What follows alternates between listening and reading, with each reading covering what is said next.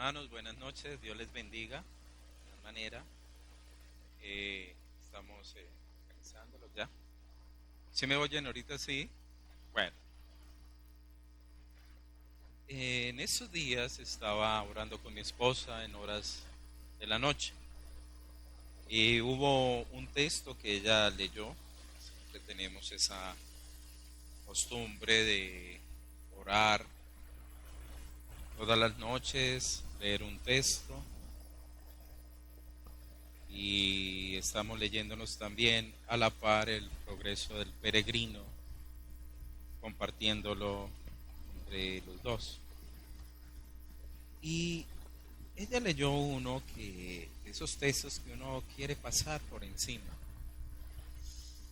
esos textos como que el Señor le dice, no, es que eso es para usted. Y no, Señor, yo no creo que eso sea para mí, creo que de pronto tú estás un poco equivocado, Señor, en tu apreciación, en tu concepto. O queriéndole uno sacarle, digamos, el cuerpo a lo que el Señor quiere hablarnos o mostrarnos a través de su palabra. Y tiene que ver con el hecho de que muchas veces nosotros nos guardamos los tipos de pensamientos donde negociamos muchas cosas eh, y sabemos que no está bien. Eso se encuentra en Jeremías, si no me equivoco, 14, veías que habían pensamientos de iniquidad. Ahorita lo estuve leyendo y me lo aprendí tan de memoria que ya ni sé a dónde lo había yo, digamos, eh, observado. Eh, de pronto me ayudas tu amor que lo leíste. Eso sé que está en Jeremías 14. Y 14:22, si no me equivoco. No.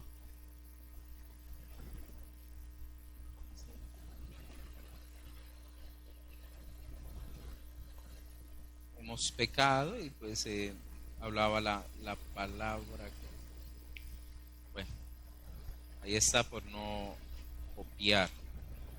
Bien. Eh, en ello, digamos que nuestros pensamientos tienen que ser totalmente renovados. Hay una palabra en Romanos 14, ¿sí?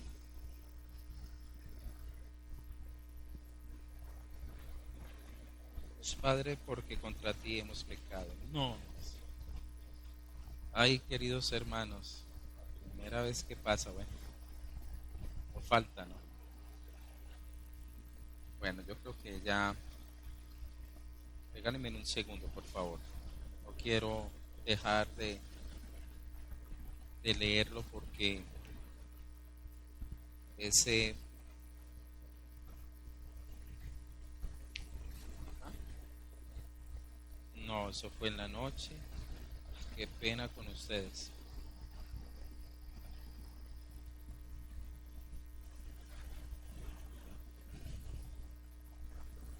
Ya se los digo.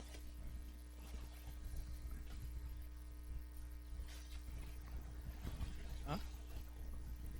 14:7.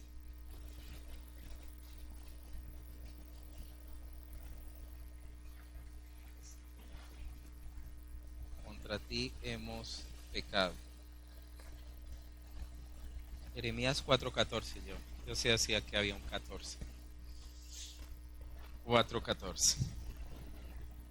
De Jeremías, por favor. Lava fue esta mañana, no, eso fue anoche. O bueno, es anoche me lo tuve que haber soñado. Sí. Lava tu corazón de maldad, oh Jerusalén, para que seas salva. ¿Hasta cuándo permitirás en medio de ti los pensamientos de iniquidad? Y a mí me confrontó esa palabra porque algunas veces en nuestras vidas permitimos pensamientos que no son de Dios. Y pensamos que si no se ejecutan, pues no estamos pecando.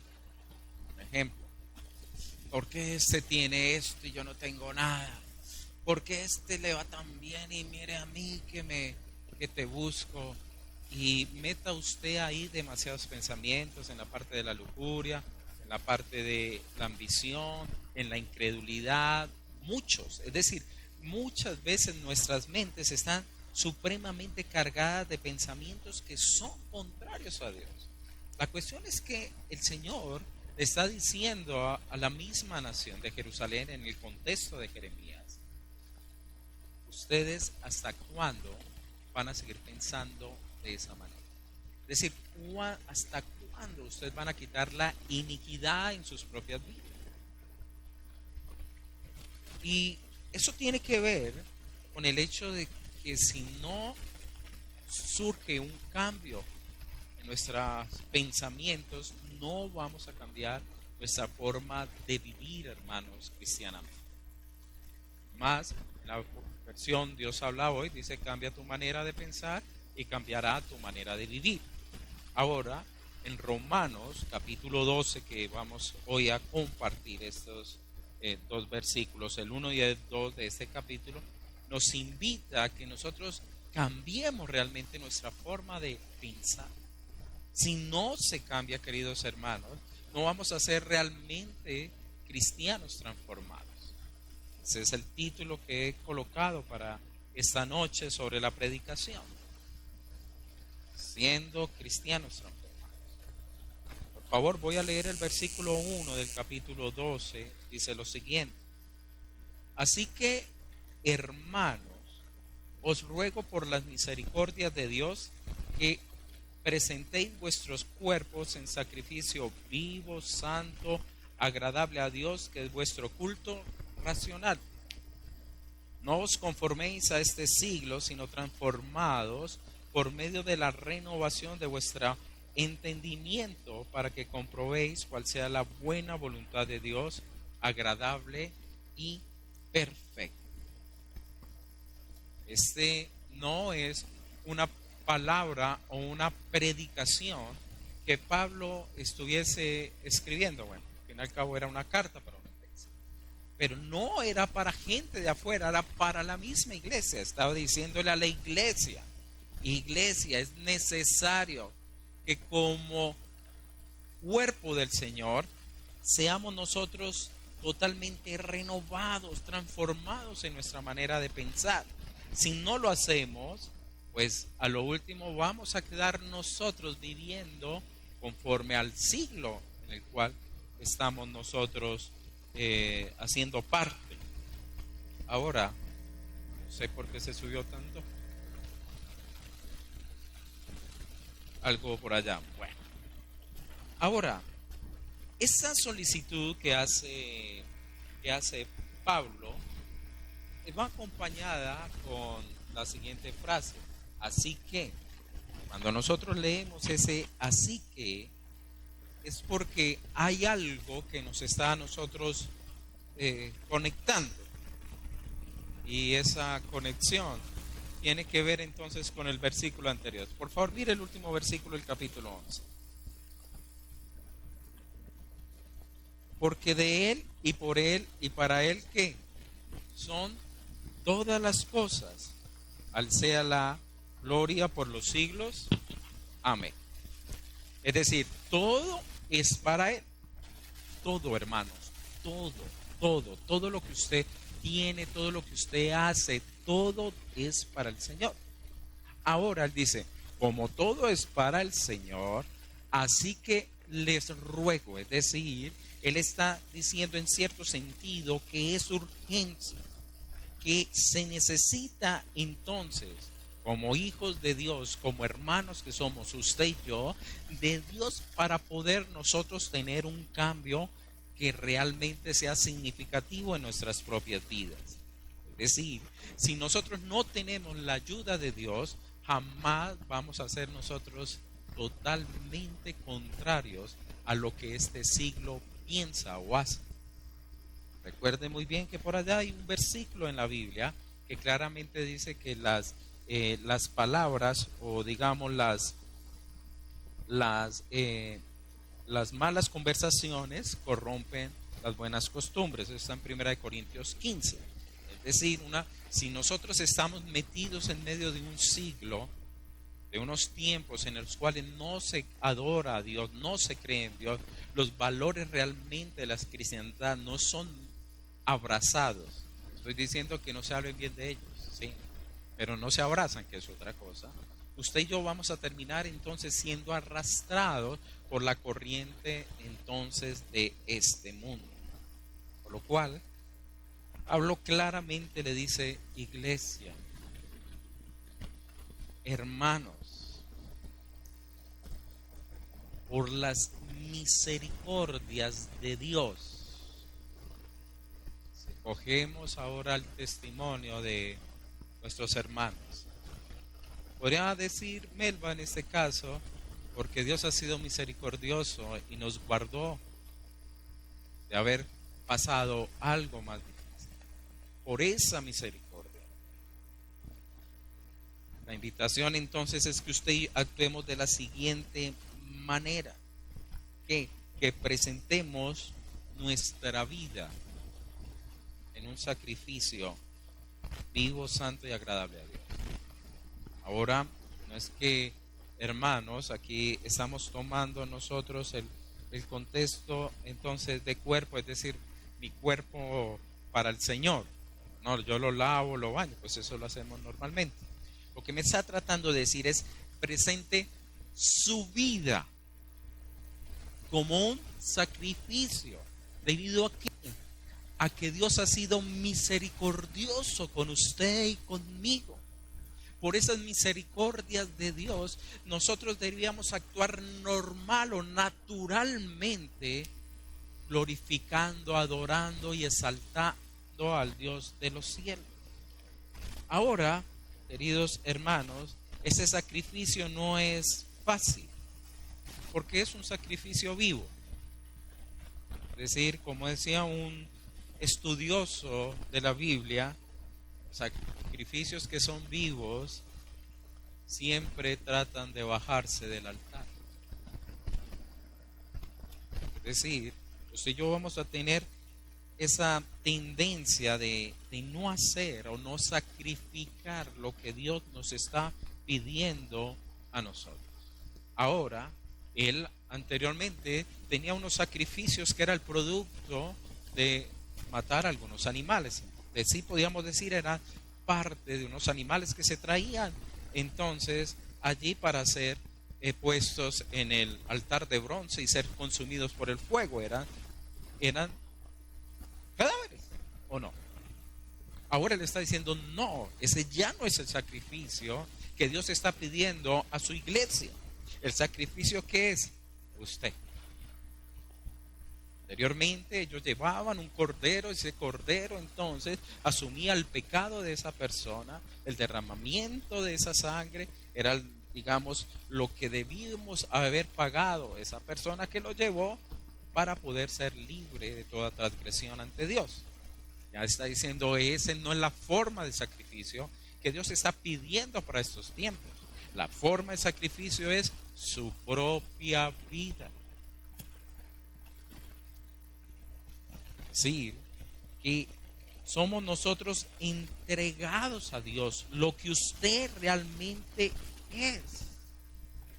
En cierta manera, lo que está tratando Él de decirnos, si hay un sacrificio y el sacrificio hace parte de un culto, se hace en el Antiguo Testamento, digámoslo allí, el culto ahora nuevo es que es el sacrificio de su propia vida. Por las misericordias de Dios debe ser esa nuestra motivación. Es que es culto racional. Es lógico. Si Dios me libró de la muerte,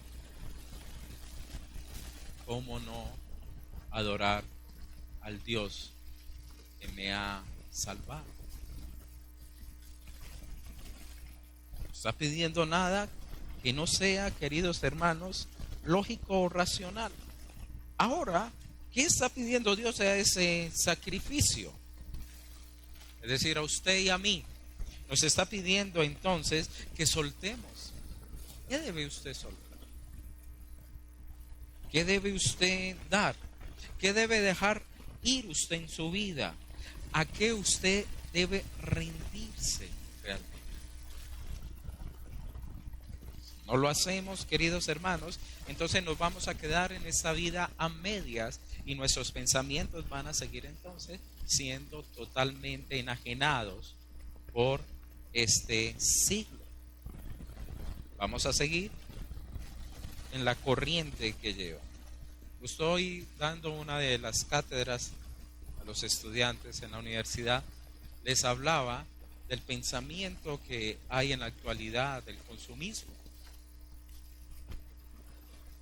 Si usted ya tiene comida, digamos, superada, tiene su vestido, tiene usted en dónde vivir, dónde dormir, pues, digamos, usted en cierta manera se encuentra satisfecho. Pero ¿estamos satisfechos? No. Entonces, ¿qué se hace? Se hacen unas invenciones cada vez más y más para que la gente compre y me siento feliz. Y como estaba hablándole a los millennials, entonces decía, por ejemplo, ¿cuántos de ustedes tienen Play para jugar? Levantaron la mano dos. ¿Y cuál tiene usted? No, yo tengo el 4. Listo, le dije, ¿y cuál tenía antes? El 3. ¿Y por qué usted lo cambió? Es que ya no puedo jugar esto y lo otro y tal.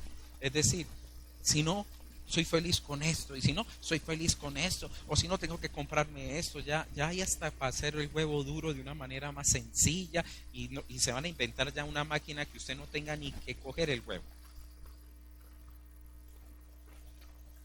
Y si yo no tengo la máquina que no cojo el huevo, me muero, es decir, no soy nadie. Y eso nos está llevando a nosotros ese consumismo actual desmedido. Yo les hablaba que los estudiosos, y no estoy hablando que sean profetas, simplemente estudiosos de lo que sucede en la actualidad, claramente dicen que el punto de quiebre del planeta es el 2050. Y no son, digamos, creen en Dios. Lo único es analizando lo que nosotros nos estamos consumiendo. Si usted y yo no renovamos nuestra mente, vamos a quedar siendo personajes que son arrastrados por las corrientes actuales. Por eso se necesita una decisión tanto interna como externa. Ahora, ¿cuál es la interna? Presentarnos delante de Dios. Es mi decisión. ¿Entiendes? Mi decisión. Es su decisión si quiere vivir por el Señor o no. Es su decisión. Estaba leyendo sobre Charles Swindoll cuando él se fue a la Segunda Guerra Mundial a servir. Él, cuando fue embarcado, él sabía que iría con un grupo de personas que no compartirían los mismos principios que él abraza. Muchos de ellos no abrazarían los principios del Evangelio, como no vamos a adulterar. Pero él sabía que con los que él iba a viajar a la guerra, se iba a encontrar que muchos de ellos iban a estar entonces adulterando, irían entonces a los prostíbulos y X. Cuando él sale, parte a la batalla, él entonces toma la decisión. No, espero que llegara allá. Partiendo, tomó la decisión de decirle: Señor, sé que para mí es difícil donde me encuentro y para dónde voy y con quién me encuentro. Pero te pido, deme la fortaleza, dame la fuerza para poderme entonces yo realmente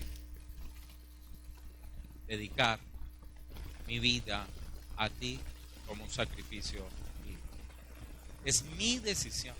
Yo no tengo que esperar que sea la fuerza del grupo que me lleve a vivir santo. No puedo esperar que mis amigos normales de trabajo me digan: John Edward, no, usted no, pórtate santo, vamos a hacer cosas santas. Hermano, vamos a orar antes de comenzar a trabajar. No puedo esperar. Es mi decisión si me presento o no delante de Dios cada día para conocer su voluntad y vivir en ella. Entonces no la deleguemos a otro. Si usted no lo hace, si usted no tiene esa decisión radical en su propia vida, hermano, usted al último va a terminar siendo arrastrado por la fuerza de este siglo. Es decir, el cristiano es un hombre, mujeres de determinación. El que es medio, hermano, sabemos que es como las olas del mar, que va y viene. No, usted y yo debemos ser de determinación. O determino realmente, ¿soy cristiano o no soy cristiano? Recuerde que los tibios el Señor los vomita de su boca. También está, queridos hermanos, la decisión a nivel también, digamos, exterior.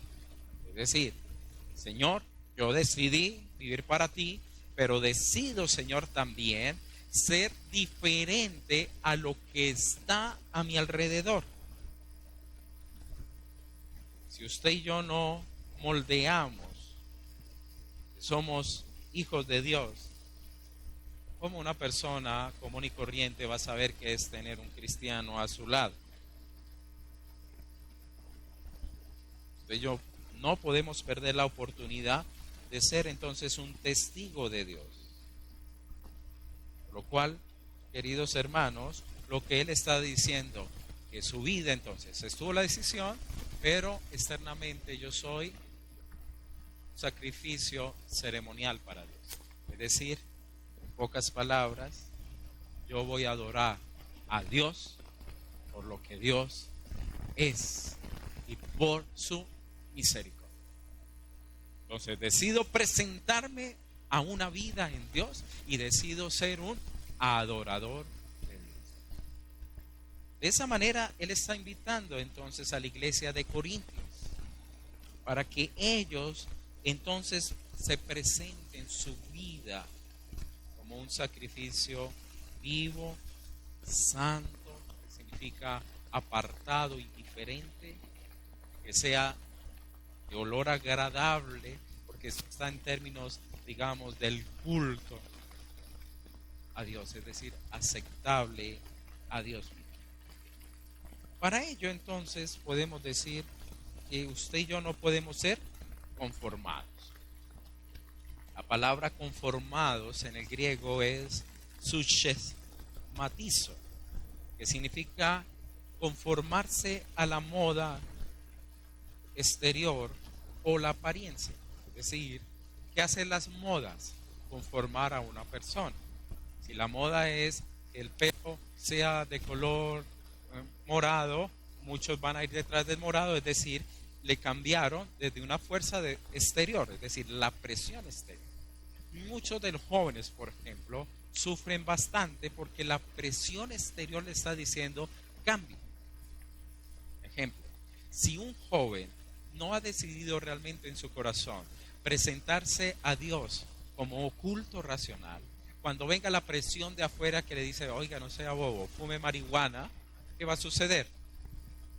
Va a ser arrastrado, porque en su vida no hay la convicción suficiente de que Dios ha sido misericordioso con él.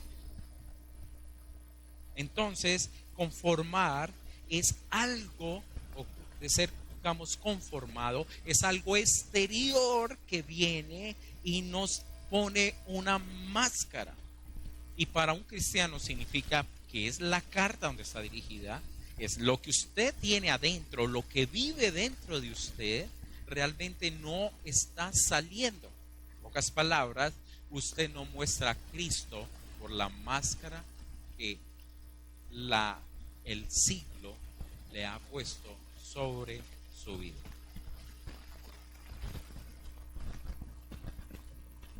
Cuando Cristo, hermano, se manifiesta, cuando hay una vida cristiana manifiesta, no hay máscaras. Pero si la vida de Cristo, usted siendo cristiano, no se manifiesta, entonces significa claramente que usted es conformado a este siglo. Un ejemplo. Si yo le miento a mi esposa y le digo, amor, tengo que dar una asesoría esta noche, voy a llegar tarde porque es muy delicada, es para X o Y estudio, etcétera, o voy a dar una consejería, pero yo le di la consejería a la persona y esa persona dice, no, pastor, camine, yo quiero invitarlo a comer a usted para que hablemos más. Y bueno, camine, compartimos más. Y no, pero está mal si nos tomamos una cervecita, está mal si nos tomamos dos, está mal. Y llego borracho a la casa.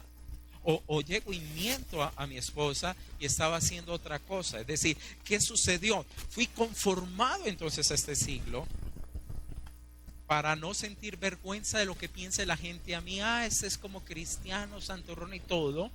Entonces me conformo ante ellos y el Cristo que está dentro de mi vida lo he tapado por la máscara que la sociedad, la presión de los demás ha puesto sobre mi vida. Por eso, una persona que es así no tiene una cristiandad genuina. Ese que es fácilmente arrastrable por otros, queridos hermanos, es alguien que ha puesto una máscara para que no puedan ver a Cristo realmente en su vida. Eso es así de delicado. La palabra conformar es muy dura. Uno piensa que tiene una raíz tan fuerte. Por eso usted y yo no podemos ser conformados a lo que piensa este siglo. Es decir, este siglo, ¿qué quiere para usted? Si usted no piensa en dinero, si usted no piensa tener todas las cosas, entonces usted está mal. Decía hoy a los estudiantes, ¿qué cree usted que es desarrollo? Ah, no, pues que tenemos más cosas y todo. No, eso no es desarrollo. Confundimos desarrollo por tener riquezas, por tener más carros, por tener más ropa. Un estudiante me le comentaba de un primo que viene a Estados Unidos, que él se da el lujo de usar ropa, ensuciarla y botarla, porque le da presa lavarla. Porque usted puede conseguir ropa a $3, a $2, decía, ¿eso está bien? Está bien que yo tenga unos zapatos como los que acabaron de vender en estos días. Le mandé un mensaje a mi esposa a lo que hemos llegado, los zapatos de Jesús. Allá una persona loca le dio por coger unos Nike, esos que tienen airecito en la suela, y meterle agua del río Jordán y decir que son zapatos santos,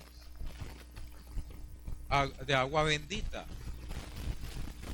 Y los vendió como en 14 millones de pesos. ¿Ah? Y los vendió en menos de que canta un gallo. Eso es una locura. El materialismo, el dinero, todo eso nos permite entonces a nosotros,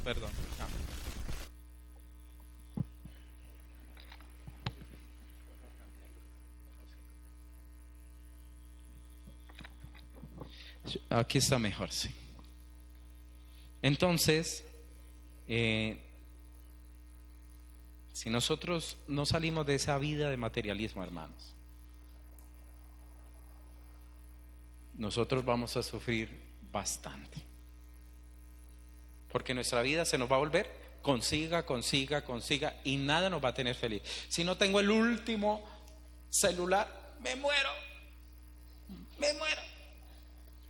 Yo le decía a ellos, pero ¿quién de ustedes está bravo porque estén destruyendo las selvas sacando oro en Colombia? Ah, ¿qué da?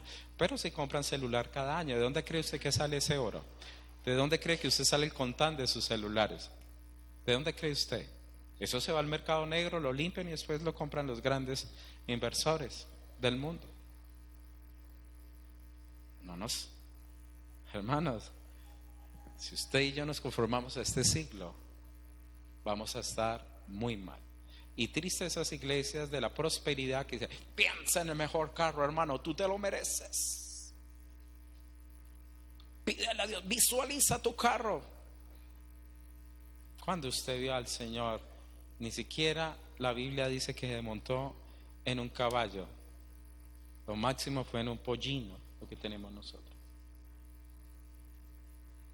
Este mundo quiere conformarnos también a la fama, a la popularidad.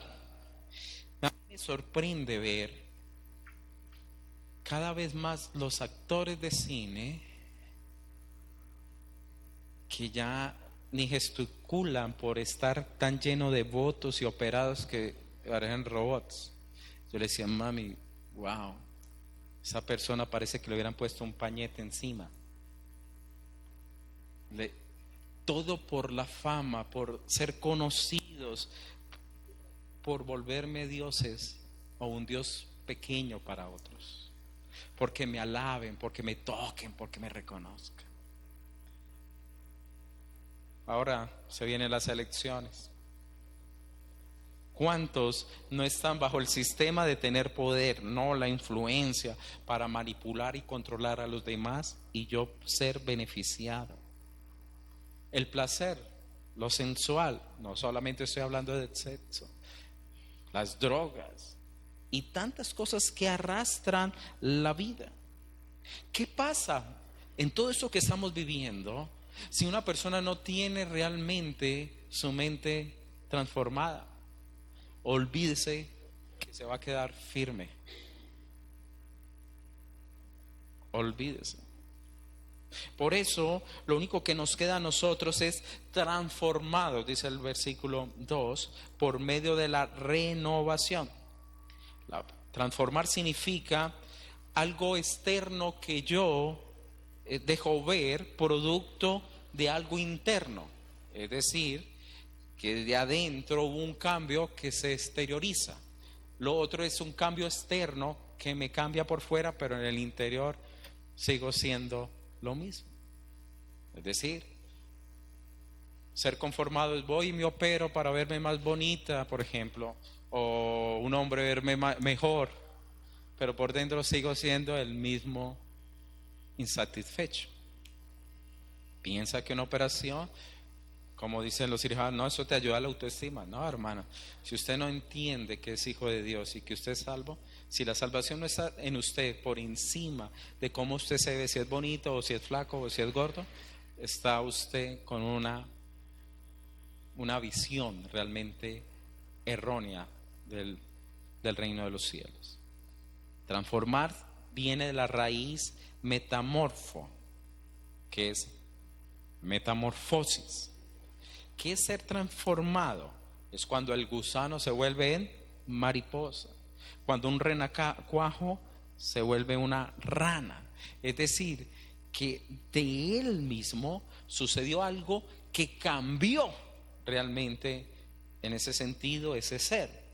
Es cuando usted, la presencia de Cristo en su propia vida, hace cambios totalmente radicales. Y cuando la gente entonces comparte con usted, y sobre todo aquellos que fueron los viejos amigos, esos son los que más testimonio pueden decir, uy, este sí cambió.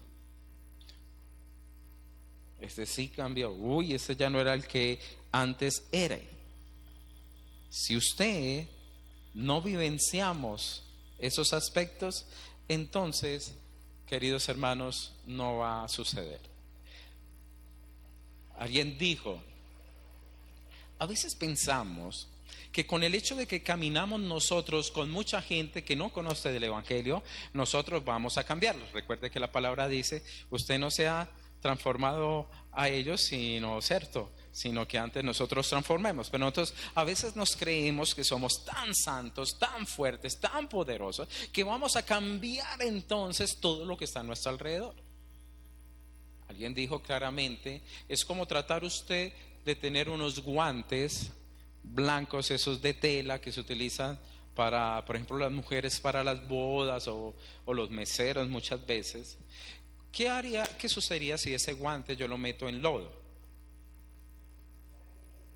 Queda sucio, ¿cierto? Lodo. Algunos de ustedes cuando niños jugaron con arcilla y se untaron la camiseta, por más que uno intentaba lavarla, ¿cierto? Esa vaina quedó amarilla, yo no sé por qué.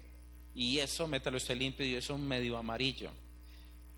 Alguien decía, es más fácil que el lodo manche los guantes que un guante vuelva un lodo blanco. Él decía, nunca he visto un lodo de color blanco por un guante. Por ello, usted y yo debemos ser muy cuidadosos para no caer en las presiones de este siglo. Vamos a Deuteronomio capítulo 6 y ahí está entonces unas recomendaciones que debemos poner nosotros en práctica.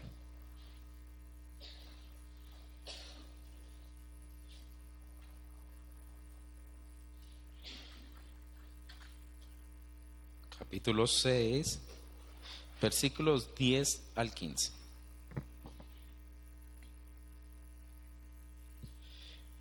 Aquí ya son las palabras de Moisés, ¿no? Diciéndole al pueblo, cuando Jehová tu Dios te haya introducido en la tierra que juró a tus padres, Abraham, Isaac y Jacob, que te daría en ciudades que grandes y buenas que tú no edificaste, y casa llena de todo bien que tú no llenaste, y cisternas cavadas que tú no cavaste, viñas y olivares que no plantaste, y luego que comas y te sacies. Cuídate de qué, no olvidarte de Jehová que te sacó de la tierra de Egipto a causa de servidumbre. De casa de servidumbre, versículo 13. A Jehová tu Dios temerás y solo a él servirás y por su nombre jurarás. No andarás en pos de dioses ajenos, de los dioses de los pueblos que están en vuestros ¿qué? Contornos. Pocas palabras está diciendo, cuidado con ser influenciados, con ser cambiados o ser conformados a esas naciones. Esta era una nueva generación que iba a entrar allí, una generación que eran muy pequeños, unos eran apenas jóvenes cuando ellos salieron de Egipto. ¿Qué sucede muchas veces con esa generación? Hagamos de cuenta que yo fui un israelita en la época de Egipto y tuve a Michelle junto con Natalie. Nosotros teníamos a Michelita, pedacitos. ¿Qué hubiéramos hecho, compadre, en ese sentido? Hubiéramos trabajado, hubiéramos metido toda la fuerza, hubiéramos hecho bastantes cosas con el gran objetivo entonces de poderle a ella salvaguardar. Es decir, si había para un plato de lentejas, lo más seguro es que le daríamos a ella mucho de la lenteja para sustentarla. Ella no hubiese vivido lo duro que nos toca a nosotros, nos tocaría a nosotros en esa época. Y es lo que usted y yo vivimos. ¿Cuántos de los padres que están aquí no dejan de darse, digamos, a veces un pequeño gusto con el objetivo de que sus hijos lo tengan todo? Alguien dijo, hablaba un joven, ¿sabe cuánto te ama tu mamá? ¿Cuánto? Yo quiero saber. Mira el closet suyo y mira el closet de su mamá. A veces ellos tienen más que los propios padres. Esta generación estaba llegando todo a ellos casi gratis. Ciudades que usted no construyeron, casas llenas de todo bien que usted ni ha llenado, cisternas cavadas que usted ni siquiera cogió una pala, ¿cierto? Viñas y olivares que ni siquiera usted los sembró, es decir, todo le llegó a usted ahí. Todo le llegó. Es decir, Dios mismo cuidó de que esta generación no le faltara nada. Pero muchas veces, cuando Dios nos bendice de esa manera, nos volvemos irresponsables en nuestras propias vidas. ¿Qué sucede aquí? Cuando yo lo tengo todo, hermano, ¿quién necesita a Dios? ¿Cuándo usted ora más? Así es. ¿O no? ¿Cuándo usted busca más de Dios? Cuando estamos de dificultad. Los que son realmente cuerdos en lo espiritual lo hacen. Pero cuando las cosas están bien, nos volvemos livianos y nos olvidamos entonces de Dios, por lo cual nos volvemos negligentes y comenzamos a aceptar lo que está alrededor de nosotros. Es decir, Él le dice, cuídate de olvidarte de Jehová. Es decir, nos olvidamos vivir para Dios. A Él son todas las cosas, estamos hablando. Transformaos vuestras mentes. ¿Qué pasa? Nos olvidamos de Dios y comenzamos a disfrutar, entre comillas, todo lo que tenemos, y a lo último terminamos siendo nosotros arrastrados entonces por las corrientes de este siglo, que sabemos que tiene un príncipe, que es el diablo. Por lo tanto, queridos hermanos, usted y yo debemos cambiar ese sentido y poner esto bien ajustado. Es como cuando se le pone al caballo el cabestro, ¿cierto? Es decir, usted tiene que tomar las riendas. Por favor, usted tiene que tomarlas. Ahora, no lo podemos lograr sin la bendición, sin la fuerza de Dios. Justo ayer leyendo El progreso del peregrino, Cristiano venció a Apolión. De donde no tuvo fuerzas lo logró. Y cuando Apolión salió, que era el diablo, él adoró y le agradeció a Dios por haberle dado las fuerzas, haberle ayudado en aquella lucha. Si usted y yo no somos conscientes y de que tenemos que batallar y que lo hacemos en las fuerzas del Señor, queridos hermanos, entonces vamos a vivir irresponsablemente y vamos a terminar adorando lo que menos pensamos que vamos a adorar.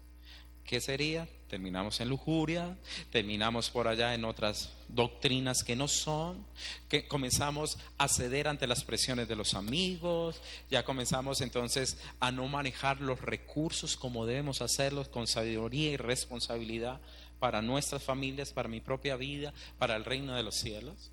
¿Por qué? Porque terminamos siendo influenciados por lo que está a nuestro alrededor. Ahora, esto entonces, ¿cómo se da? Les voy a dar una palabra clave para que la noten. Es decir, ¿cómo realmente me renuevo? Sea responsable, hermano. Sea responsable de su propia vida. ¿Ante quién? Ante Dios. Y ojo, yo soy responsable de mi vida ante Dios.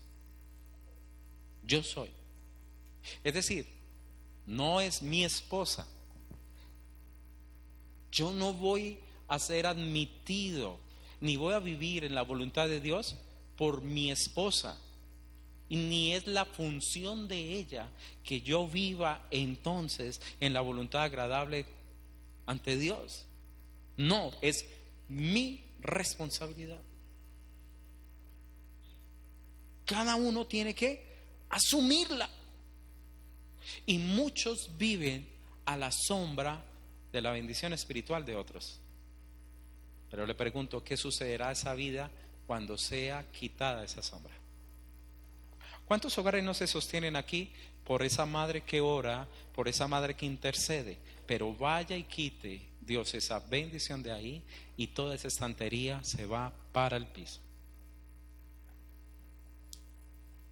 Entonces, yo soy responsable de mi propia vida. Es que si no, allá beben y se me dicen que yo soy el santurrón y todo. Camina, hermano, que eso es un asadito, no pasa nada. Y usted sabe que allá terminan en juergas y todas las demás. Usted es responsable de su propia vida. No son sus amigos, es usted. Segundo, no se olvide de Dios. Y padres, no le den todo en bandeja de plata a sus hijos. Porque lo que no me cuesta lo volvemos fiesta. Esta generación, como lo dice, no sabían realmente o sufrieron tantos años como la generación que murió. No es lo mismo usted estar 5 años, posiblemente si era un joven en esclavitud, y de pronto salió de ahí, a una persona que duró 40, 50 años siendo esclavo en Egipto. Acuérdese que ellos tenían amargura en su vida, habla Éxodo. Es decir, querían morirse literalmente muchos del pueblo de Israel. Eso era la presión que ellos vivían. A veces muchos no la ven. Por eso, queridos hermanos, nosotros debemos llevar a nuestros hijos a que puedan tener una relación con Dios. Porque como todo lo han bebido de los padres que han sido espirituales, crecieron en una iglesia cristiana, pero después, como nunca ellos tuvieron una real necesidad de Dios, cuando ellos salen al mundo se olvidan de su Creador.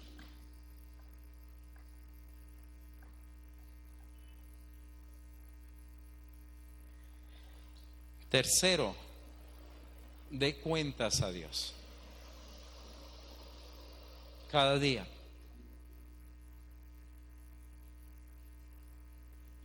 Cuando mi esposa me lee el versículo de Jeremías 4:14, no 14:4, 4:14. Pues menos mal, ella estaba allá, yo estaba de espaldas, ya no me vio el rostro. Pero cuando él decía, ¿y cuándo usted va a quitar esos pensamientos de iniquidad? Y le digo, uno no piensa, hermano, que uno tenga pensamientos de iniquidad. Pero me di cuenta, Señor, sí, hay cosas que yo debo cortar en mi vida. Unos dirán, la ambición es buena, eso te proyecte, te ayuda a alcanzar sueños. Pero el Señor dice, aprende a vivir en lo mucho y en lo poco. ¿Me hago entender? Por eso es importante sentarse y mirar, Señor, por favor, estoy luchando con esta área en mi vida. Necesito de tu ayuda. Soy consciente ahora, Señor, de que el pensamiento en sí mismo, si no está bajo el dominio tuyo, mi pensamiento es pecado. La Biblia dice, si el que mira a una mujer para codiciarla, ya ha pecado. ¿Y por qué? Usted dirá, pero si yo no me acosté, no tuve una relación ni nada, ni siquiera le eché el piropo. No, ¿por qué? Porque lo que sucede es que en su corazón, entonces usted no está lleno del Espíritu de Dios. Eso es lo que significa. Nos demuestra que estamos muy faltos en Dios. Ahora soy consciente que mientras vamos creciendo en el Señor, tenemos que ir batallando con el pecado, pero debe llegar a un punto de donde nuestras vidas son tan llenas del Espíritu que lo que antes nos robaba a nosotros nuestra fuerza y nuestro pensamiento ya no está. Alguien nos dijo, ¿quiere saber usted? Tozer dijo así, ¿quiere saber qué es lo que usted más ama en la vida? ¿Qué piensa usted cuando no tiene nada que hacer? ¿En qué se van sus pensamientos? Decía. Unos, tener un carro, tal mujer, no tener tanta plata. Él dijo, cuando usted no está haciendo nada y sus pensamientos son reiterativos en ello, eso es lo que usted realmente más ama. Mire cómo nos va desdibujando esa realidad. Por eso tenemos que, hermano, no somos perfectos, pero acérquese a Dios. El Señor, tengo problemas, Señor, en esta área. Que mi corazón, Señor, no se vaya detrás de ser un corazón ambicioso. Hermanos, eso es parte de ir reconociendo y siendo transformados. Pero a veces pensamos, no, recibí al Señor, ya soy perfecto. No, esto es ser santificado. Dice, Señor, necesito más de tu Santo Espíritu, por favor, llena esta área en mi vida cada vez más. Sígueme transformando a tu buena voluntad. Por ello, demos cuenta a Dios. Y por último, mis normas, es decir, mis principios de vida, son sus principios. ¿Listo? Entonces, soy responsable. No me olvido de Dios en todo lo que hago. Recuerde que no hay nada oculto que no vaya a salir a la luz. Tercero, doy cuentas a Dios de mi vida. Y por último, me voy a regir a partir entonces de las normas de Dios. ¿Cuáles son las normas de Dios? Porque su palabra a mí me habla. La palabra dice claramente, no os unáis a yugo desigual. El contexto estaba hablando de los maestros falsos que estaban atacando a la iglesia. Dice, no se une a esos yugos espirituales. ¿Qué tiene que ver esa gente con Dios? Es decir, ¿qué tiene que ver Belial con Cristo? ¿Qué tiene que ver las luces con las tinieblas? ¿Qué tiene? No puede haber comunión allí. Ahora, esto me sirve a mí también de principio con que yo estoy compartiendo o haciendo muchas veces este tipo de alianzas en mi vida. Así como puedo tener alianzas de tipo espiritual, hermanos, como en esa época de la iglesia que estaba con falsos maestros, ahorita ¿qué alianza espiritual yo estoy teniendo? Por ejemplo, el que cae en adulterio. Se hace una sola carne, dice la palabra, con la ramera o con don Ramón.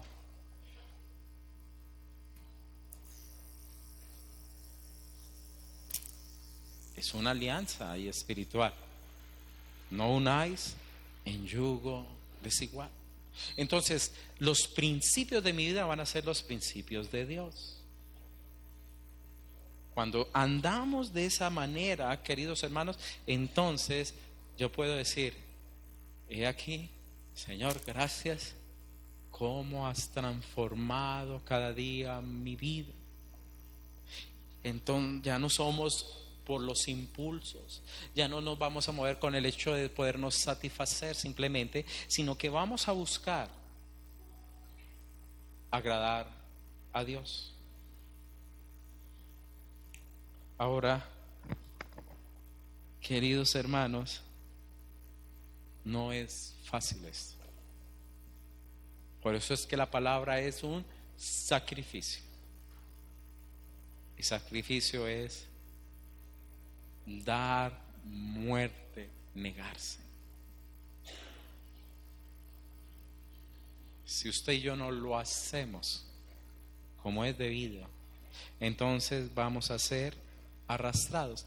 Y nos podíamos seguir quedando hablando con Jeremías. Isaías también habla de que entonces esas iniquidades hacen separación entre Dios y nosotros.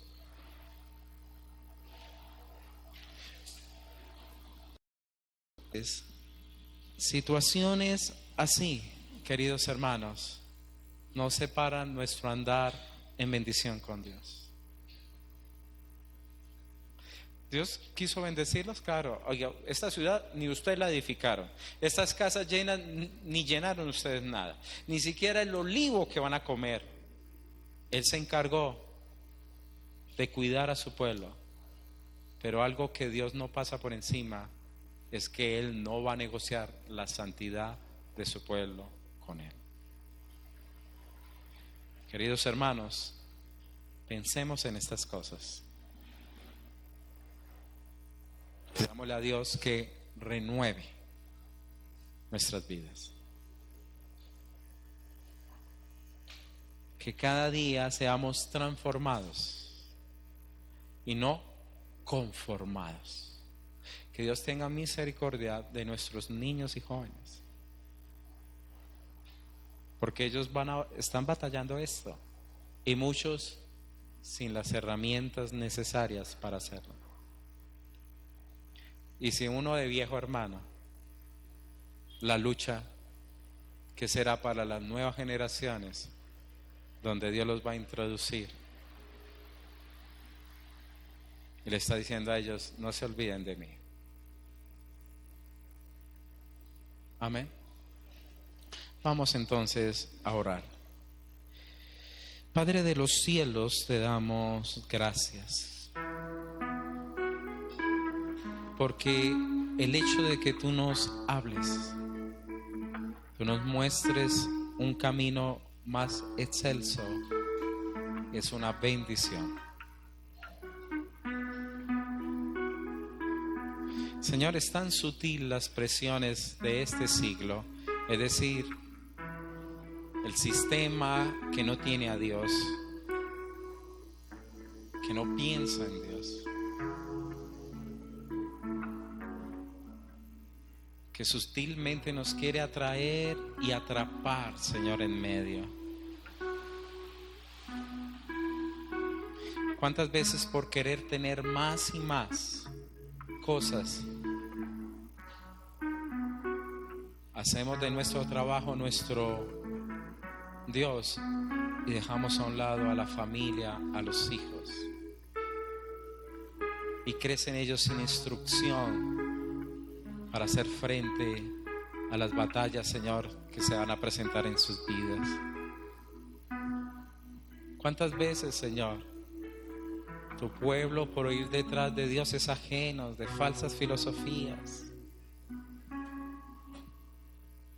no fornica con otros dioses y viene la destrucción?